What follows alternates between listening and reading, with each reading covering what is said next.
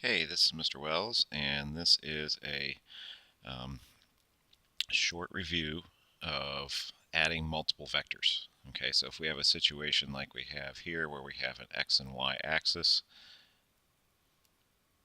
so we have excuse me, let me get the pen, we have an x and a y axis, and we have three vectors, a, b, and c. These could be force vectors, they could be velocity vectors, they could be displacement vectors. Forces are usually what we would use with this. Occasionally, displacement or something like that.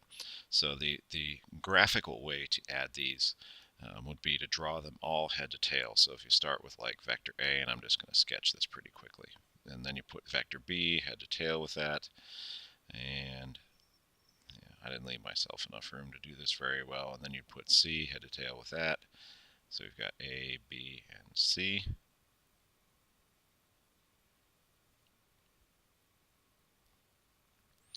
And then the resultant vector, do that in blue, would go from there to there. So that would be equal to the sum of A, B, and C.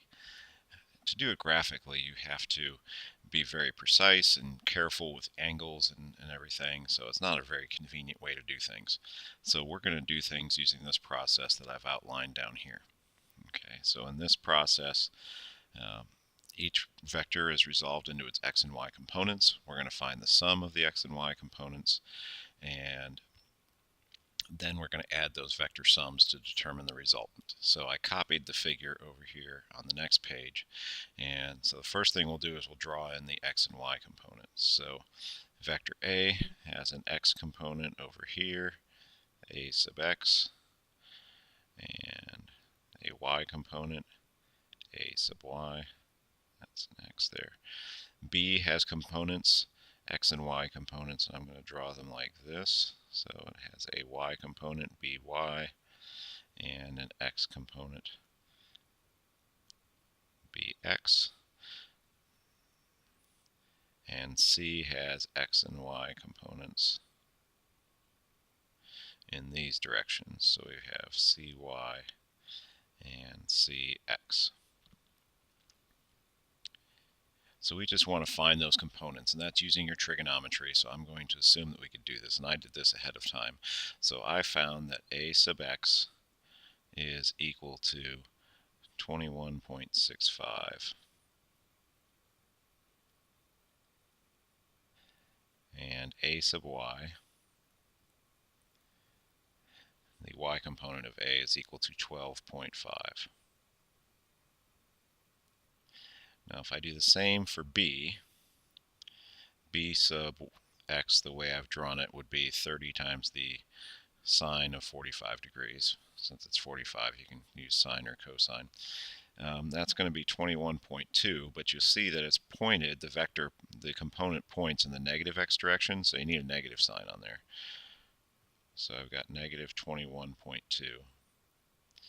And b sub y is going to be positive 21.2.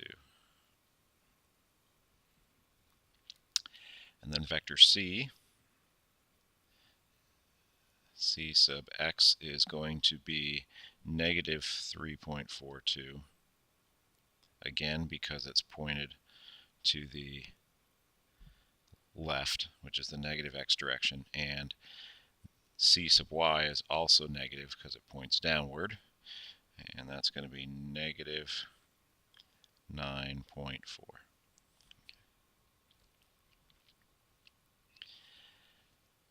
So then we're going to find, after that, the next step in the process is to add all the x components and add all the y components. So this is often written.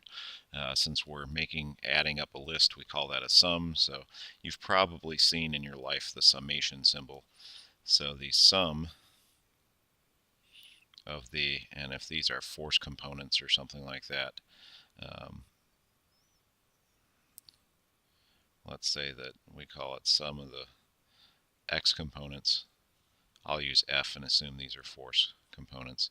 We're just going to add these up, and so you've got 21.65 plus a negative, so that's just subtracting 21.2 minus 3.42 And as you can see, I got negative 2.97, basically negative 3. And the sum of the y components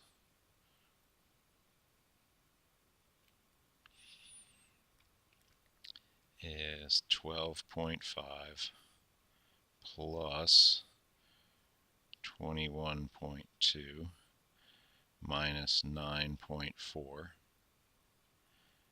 which is equal to 24.3.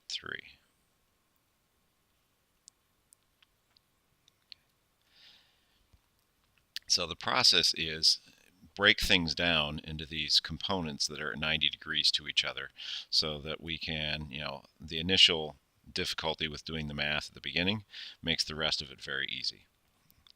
And now what we're going to do, so this is a vector that represents the total amount of force in the x direction, and this represents the total amount of force in the y direction. So now those two vectors are going to have to be added together. So I like to draw axes again when we do this. So we've got a vertical and a horizontal axis, an x and a y axis. Okay, so f of x is negative 2.97, so that's I'm going to put that on these axes. So that's our 2.97, and the negative sign is represented by pointing to the left, so I don't have to put the negative sign on there. And then I've got 24.3 going in the y direction.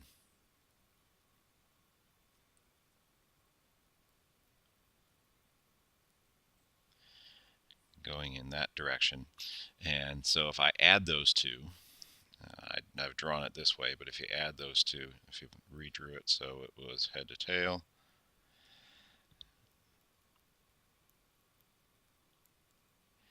so the resultant vector would look like that.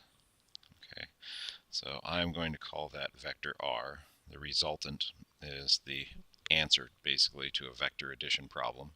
It's the one vector that represents, that has the same effect as all the other vectors put together. So that is R. I need a magnitude for R, and again, we make the math easier because now we've got a right triangle. And so using the Pythagorean theorem, I know that the magnitude of R will be the square root of 2.97 squared plus 24.3 squared, which of course is equal to 24.5. I did that ahead of time. And since this is a vector, it has magnitude, but we should also specify a direction. So we need to specify an angle here. So I'm going to specify this angle theta. So this angle theta, I've got the opposite side and the adjacent side. So I know that theta would be equal to the inverse tangent of the opposite over the adjacent. So the inverse tangent of 24.3 over 2.97. And again, I did that ahead of time, so that turns out to be 83 degrees. So what's really nice about this method is you can use it for 2 vectors, 3 vectors, any number of vectors. And so this can, the same process, it's relatively simple. You just have more components to find and to add together. Well, I think that should cover everything, so hopefully that reminds you of how to deal with adding multiple vectors. Thank you.